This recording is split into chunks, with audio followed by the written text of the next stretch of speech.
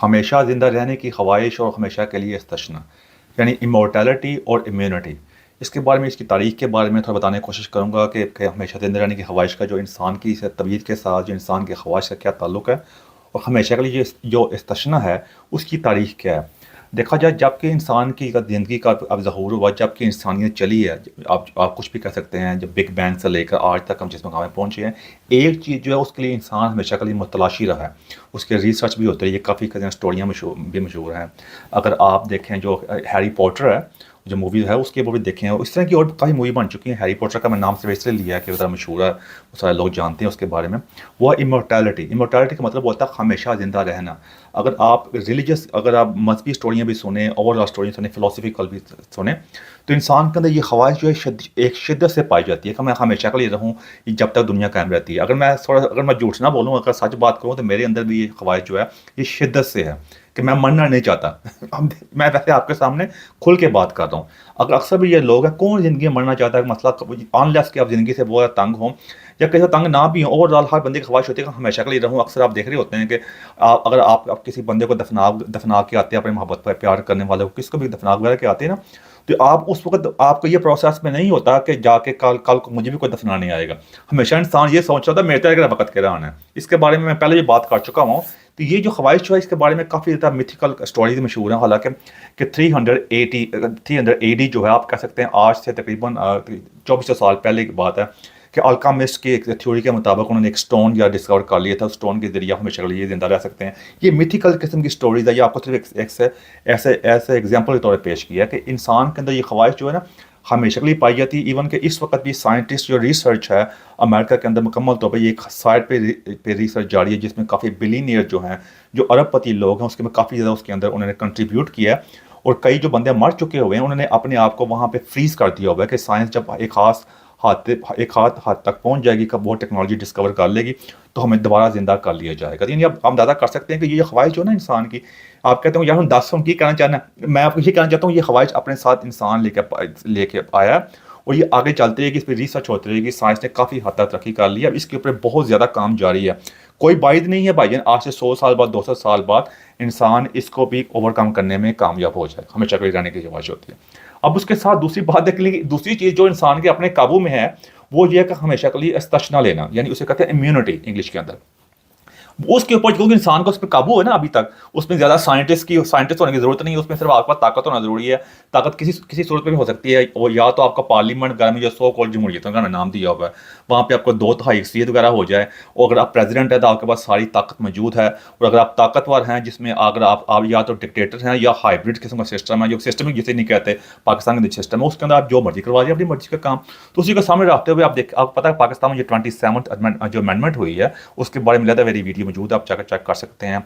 उसमें जो हमारे जो इस वक्त chief of the army staff हैं, जो फील्ड मार्शल भी हैं, और चीफ ऑफ डिफेंस फोर्सेस भी हैं, उन्होंने अपने अपने लिए जो इसमें शिक्षा अमल की है, उसके लिए ये है कि लाइफ टाइम इस्तिश्ना है, यानी इम्यूनिटी है। उनको किसी भी चीज़ के ऊपर प्रोसिक्यूट नहीं किया जा सकता। सिंपल अल्फाज के मुताबिक, अगर वो कल को रिटायर भी होते हैं, अपनी मर्जी से कहते हैं मेरी बस होगी भाई, हूँ आगे आगे आगे कोई नहीं काम करना, बस रिलैक्स करना मैं, तो उनको बाद में कोई प्रोसिक्यूट नहीं कर सकता, या उनको प्रोसिक्यूट नहीं किया जा सकता। जिस तरह आपको याद होगा, जब नवाज शरीफ वगैरह दोबारा बना था प्राइम मिनिस्टर अभी 2013 में, तो उसके बाद मुशर्रफ को ले गए थे अदालतों में, दो चार चक्कर लगवाए थे। उसके बाद उनको वहाँ वापस दुबई चले गए थे ना। तो वो आर्मी ये नहीं चाहती कि दोबारा उनके साथ मामला हो, कोई कल को नए लीडर पैदा हो जाए अवाम की वजह से। फ़र्ज़ कल इमरान खान को दोबारा का चांस मिल ही जाए, तो वो तो नहीं छोड़ेगा। उनके जेब में तो ये बैठा हुआ ना, इसलिए आपको मामला सारे चल रहे हैं। बाकी नवाज शरीफ वगैरह सारे जो थे, वो तो मतलब इनके अपने कैंडे में थे। अब मैं इमरान खान की हमायत में या की बात नहीं कर रहा, मैं एक जनरल बात करने की कोशिश कर रहा हूँ कि ये मामला था कि ये चीज़ें इसलिए हैं कि उन्होंने साथ कर लिया। साथ साथ उन्होंने लगते हाथ जो हमारे सदर जिस पर बैठे हुए आसिफ अली जरदारी ने कहा, हूँ मैं बहती गंगा मैं भी धोला हूँ भाई, तुम अपना करा रहे, मेरा भी कराओ, पार्लियामेंट सब कुछ करा कर देंगे।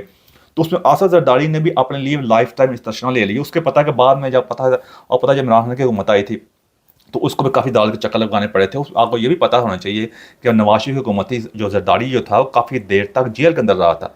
उस वक्त सदर तो नहीं था वैसे, उस वक्त प्राइम मिनिस्टर जो बेनज़ीर भुट्टो थी, उसका हस्बैंड था। उसके बाद में भी जब सदर के होते के बाद जब रिटायर ख़त्म हुआ सदारत का अहदा, जब इमरान खान रिसेंटली बना तो 2018 के अंदर, तो इसको भी काफ़ी दाल के चक्कर लगवाए गए। तो और जो जिस तरह के मामला तो ऐसे है थे, तो उन्हीं मामला के अंदर इन्होंने कि इसके ऊपर लाइफ स्टाइल तशना। अब आपको थोड़ी सी के बारे में बताने की कोशिश करूँगा। इस वक्त पूरी दुनिया में कितने लोग जो हैं जो इस कहते हैं सदारत के ओहदे पर या ताकतवर ओहदे पर बैठे होते हैं, उनके पास लाइफ टाइम इस्तशना हासिल है या उन्होंने ये काम अपने पार्लियामेंट से किया। तो उसमें जो 2020 के अंदर रशिया में ये कानून पास हुआ, जो व्लादिमीर पुतिन है जो इस वक्त रशिया का सदर है, उसने दिसंबर 2020 के अंदर ये कानून पास किया था, जिसके मुताबिक जितने भी साबिका सदर जो हैं वो उनकी फैमिली हैं उसको प्रोसिक्यूट नहीं किया जा सकता, जिसमें वो खुद भी आ जाता है, क्योंकि वो साबिक सदर भी तो रह चुका हुआ है ना। अब वो 25 साल से उससे ज़्यादा, अगर मैं गलत नहीं कह रहा, अरसे से वहाँ का प्रेसिडेंट है, तो उसने सबसे पहले ये अपने लिए लाइफ इम्यूनिटी ली थी। उसके बाद जो दूसरा मुल्क जो है वो रवांडा है। रवांडा में भी 2015 के अंदर ये कानून पास हुआ था, जिसके अंदर आप जो सदर जो है जब वो ऑफिस के अंदर है तो उसको प्रोसिक्यूट नहीं किया जा सकता, लाइफ टाइम में भी नहीं थी, सिर्फ ऑफिस के अंदर जब उसको प्रोसिक्यूट नहीं किया जा सकता। लेकिन हमने क्या उन्होंने फॉलो करना, असी उन्होंने रशिया ने फॉलो करना। यानी मैंने जब मेरी किसी एक पॉलिटिकल एनालिस्ट से बात हो रही थी मेरी, फिर मैं बड़े आजना तरीके से कहूँगा, मेरी आज तक कोई प्रेडिक्शन गलत साबित नहीं हुई। उसमें मैं बार बार कहता भाई तू तू बड़ी शायर है, ठीक है मैं बड़ी शायर नहीं है भाई। आपको इसके लिए कोई जीनियस होना एक्स्ट्रा ज़रूरी नहीं होता, आपको सिर्फ अपने शौर की आंख से चीज़ों को देखना ज़रूरी होता है। जब इमरान खान की हुकूमत खत्म हुई थी, शहबाज शरीफ को इंटर्न प्राइम मिनिस्टर बनाया गया था, उस वक्त भी जो मामला थे मैंने उस वक्त पेशेंगोई कर दी कि अगला प्राइम मिनिस्टर भी शहबाज शरीफ ही होगा, ना नवाज शरीफ होगा ना इमरान खान होगा। इमरान के बारे में पहले कहा था ये दोबारा पाकिस्तान का प्राइम मिनिस्टर नहीं बन सकता, लेकिन जब 2024 में इलेक्शन हुआ तो उसको मैंने कह दिया था भाई बनना चाहिए, अवाम ने वोट दिया, हम मेरी पसंद नापसंद के ऊपर फैसले तो नहीं होंगे, हमने अवाम को देखना, डेमोक्रेसी के जो स्पिरिट है वो यही कहती है, लेकिन यानी और एक डिफरेंट चीज़ है। तो बार पता शहबाज शरीफ बना। इस तरह मैंने ये भी कहा था कि जो हमारे जो इस वक्त फील्ड मार्शल जो हैं हाफिज आसिम मुनीर साहब, उनके जिन में जो हाका है ना, जो उनकी जो पर्सनैलिटी जिसको फॉलो करते हैं, जिसको एडमायर करते हैं सीक्रेटली दिल के अंदर, वो है भाईजान पुतिन। काफ़ी ज़्यादा लोग जो दुनिया के अंदर हैं जो डिक्टेटर कह सकते हैं, कुछ भी कह सकते हैं, जो जिनके अंदर ये ताकत का माइंडसेट है, वो पुतिन को ही फॉलो करते हैं। और हमारे जो chief of the army staff है, फील्ड मार्शल भी हैं और चीफ ऑफ डिफेंस फोर्सेस भी हैं, वो भी उनका जो देखा जाए जो जिन ओहदों पर रहे हैं तो पुतिन से बड़े मिलते जुलते हैं। क्यों पुतिन भी जो है वहाँ की जो KGB था उसका अगर हेड में उसके अंदर काम कर चुका हुआ है, सीक्रेट सर्विसेज के अंदर, अगर मैं गलत नहीं कर रहा वो हेड भी आता उसके अंदर, मैं उस बार मैं 100% श्योर नहीं हूँ मैं, तो वो उसके अंदर काम कर चुका हो, तो वो सारे मामलों को समझता हो। हमारे जो chief of the defence forces हैं, ये भी अब पता ISI के हेड रह चुके हुए हैं, इमरान खान के दौर के अंदर, उससे पहले MI के भी रह चुके हैं, ये काफ़ी देर चीज़ें रह चुकी हैं। तो इनका सारा जिस मरहलात से गुजर के आए हैं ना, तो ये सारे मिलते जुलते हैं। तो इनका वही जेन में वही चीज़ ही है। सिर्फ एक चीज़ है कि इन्होंने खुद आकर चीज़ों को नहीं संभाला। वो मसला ये है कि रशिया का मामला थोड़ा डिफरेंट है। वहाँ पुतिन जो है उन्होंने 100 को इलेक्शन करा के दोबारा फिर उन्होंने दुनिया को चुप कराने के लिए इलेक्शन करा दो भाई, इलेक्शन करा कर किसी की जरूरत नहीं है। कोई अपोजिशन लीडर जो है वैसे जेल में मर गया था वहाँ पे, तो सिस्टम यहाँ भी अपोजिशन लीडर जेल में बैठा हुआ है। वहाँ रशिया के अंदर भी अपोजिशन लीडर जो जर्मनी में था, बीमार था, वापस आया, उसको वहाँ जेल में मार मुड़ गया। किसने क्या कर लिया दुनिया ने, कोई बड़ी सैंक्शन लगा के कोई फर्क है कोई? ये वही मैं कह चुका हूँ, ये डेमोक्रेसी जो है ना, ये जो बड़ी बड़ी बातें लोग कर रहे होते हैं वेस्ट वाले जाके, इनसे अपने मुल्क संभाले नहीं जाते। अपने मुल्क में गैर कानूनी लोग जो कश्तियाँ आते हैं के जरिए क्रॉस करके आते हैं, उनको तो रोक नहीं सकते। इन्होंने जाके इन मुल्कों में जाकर रोकना, तो ये बिल्कुल फारग है। ये हमारे लोगों ने हमें बात उठाई हुई है, डेमोक्रेसी फेल हो चुकी है भाईजान। अगर आप जापान के बारे में, मैं कई दफ़ा कह चुका, उससे मिला था वीडियो मौजूद है कि डिफरेंट दुनिया में जापान में 1 पार्टी रूल है, उसके ऊपर मेरी लाता वीडियो मौजूद है, आप चेक कर सकते हैं कि एक ही पार्टी हुकूमत होती है, अंदर प्राइम मिनिस्टर चेंज होते रहते हैं, लेकिन पार्टी भाई वही रहती है। बीच में थोड़ी सी दूसरी पार्टी का चांस लगा था, जैसे स्वीडन भी है और साउथ अफ्रीका भी है, आप तुर्की भी चेक कर सकते हैं भाई। एनी हाउ ये वीडियो मुझसे ले जाना नहीं चाहता। यानी मैं कहना चाहता हूँ कि लाइफ टाइम इस्तशना जो होता है वो ये सिर्फ 2-3 मुल्क हैं। पाकिस्तान को उसके अंदर मलका हासिल है, माशाल्लाह हमारे साथ ज़्यादा लगे हुए हैं, हाइब्रिड सिस्टम पाकिस्तान का अलग सिस्टम ही है। तो ये मैं आपके सामने लेकर आना चाहता हूँ। लेकिन उसमें सवाल ये है कि एक इंसान जो होता है उसे लाइफ टाइम इस्तशना क्यों चाहिए होता है? अगर तो आप पुतिन की मिसाल थोड़ी सी लें तो पुतिन का वहाँ पे मज़हब का इतना अमल दखल नहीं होता इन ममालिक के अंदर। हम वहाँ पे पुतिन जो आकर तकरीरें करके जाके अपनी बाइबल में से उसमें जाके आपको चीज़ें कोट नहीं कर रहा था। मैं अक्सर कह चुका दुनिया में सिर्फ ये मलका हमारे मुल्क में हर चीज़ की जो स्ट्रीम जो होती है ना, वो पाकिस्तान में आप कोई भी चीज़ उठा कर देख लें दुनिया का कोई जो मामला है, उसकी जो दूसरी साइड की स्ट्रीम देखनी है तो पाकिस्तान में चेक कर सकते हैं जाके आप। यानी कोई भी पाकिस्तान दुनिया का कोई सी मुस्लिम मालिक का कोई भी जो chief of the army staff जो होता है आके कुरान की आयतें नहीं सुना रहा होता है, या आप या अपनी जो उनकी मजहबी किताब होती है जैसे बाइबल कह सकते हैं और तोरा कह सकते हैं इसराइल के, वो कभी भी नहीं सुना रहे थे आके। वो साथ में आके ये भी नहीं कहते रशिया के बारे में। पुतिन कह सकता है कि रशिया जो है, जिस तरह हमारे chief of the army staff ने कहा था कि कलमा तैयबा के ऊपर 2 रास्ते 2 ही हैं, एक तो सऊदी अरब और एक पाकिस्तान है। तो हम जिस तरह इमरान खान ने रास्ते मदीना कहते हैं, रास्ते में ये कहते हैं, वो इमरान खान भी हो जाए तो ये भी हो जाए भाई, बात तो यही है। लेकिन वो पुतिन जो भी है वो मज़हब को नहीं लेके आ रहे थे, उन्हें उनके और मामला आता है। वो वहाँ पे एक बंदा पकड़ा जाता है, मज़हब का इस्तेमाल नहीं करता या मज़हब को के मामला पे ऐसे नहीं करते, क्योंकि फिर उससे क्या होता है, फिर केओस फैलता है, फिर आप तरक्की नहीं कर सकते। रशिया जितना स्ट्रॉन्ग का जो मामला था उन्होंने किए हैं, अगर मज़हब पे होता तो वहाँ पे केओस होता है वहाँ पे जाकर। हालांकि मामला अब इतने आइडियल नहीं है, मैं उसको आइडियलिस्टिक कंट्री नहीं कह रहा। चाइना की एग्जाम्पल हमारे सामने है। चाइना भी वो जब प्रेसिडेंट बैठे हैं 2014 में बैठे हैं भाई, लम्बा ही बैठे हैं, उनको जाने का कोई प्रोग्राम नहीं है वहाँ पे, लेकिन उन्होंने अपने मुल्क को कहाँ से कहाँ पहुँचा दिया ये ना भूलें। उनका कोई मतलब नहीं है, वो ऑफिशियली तौर पे एक एथियस्ट कंट्री है। साइंस टेक्नोलॉजी के अंदर कोई चीज़ ऐसी है जो उन्हें याद नहीं की। कभी जापान का नाम होता था, आज देख लें जरा, दुनिया का कोई घर ऐसा नहीं जहाँ मेड इन चाइना नहीं है। उसकी वजह क्या है? एक तो डेमोक्रेसी की बुलशिट नहीं है वहाँ पे, वो जल्दी जल्दी काम होती है। डेमोक्रेसी तो आपको बिल्कुल किसी जगह नहीं छोड़ती। और अगर जो हम इन मुल्कों की बात कर रहा हूँ, मैं वेस्टर्न डेमोक्रेसी की नहीं बात कर रहा, वो वहाँ भी जो हालात हैं। और उस दूसरी बात यह है कि वहाँ पे रिलीजियस एलिमेंट कोई नहीं है, कोई रिलीजियस भी आपको पैरालाइज कर देता है, मतलब जो होता है। लेकिन हमारे मुल्क में सारा कुछ ही है। तो उस चक्कर के अंदर रखते हुए चलो उनको तो माल, अबे आपको लाइफ जो लाइफ टाइम जो इस्तेशना जो है इम्यूनिटी की क्या ज़रूरत है?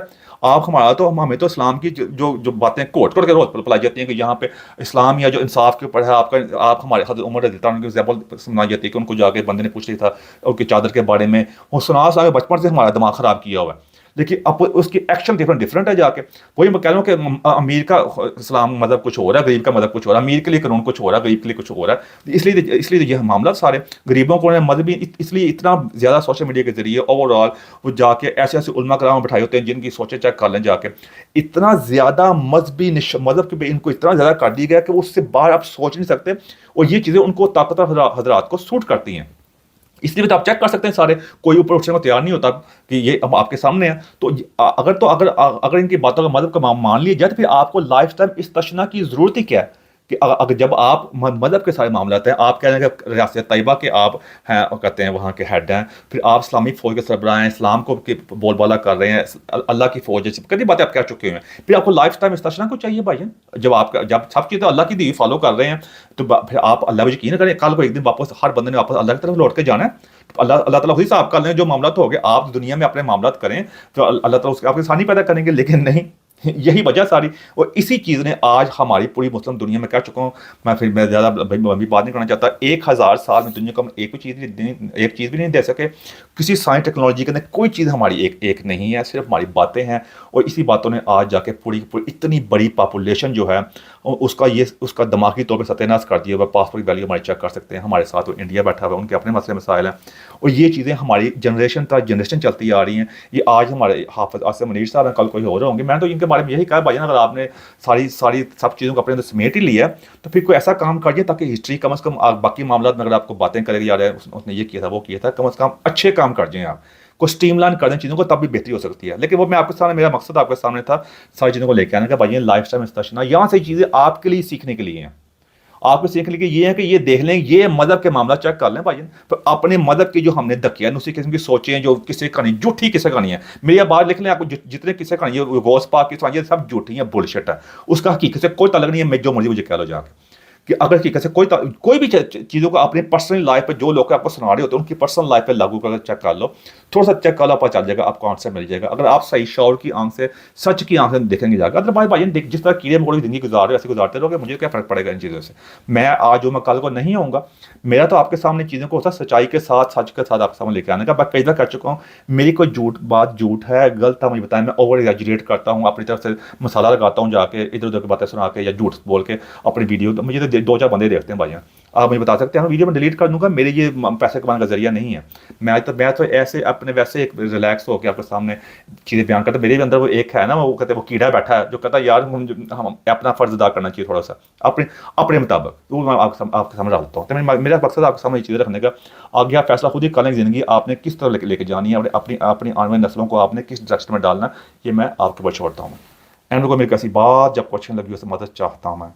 Thank you very much.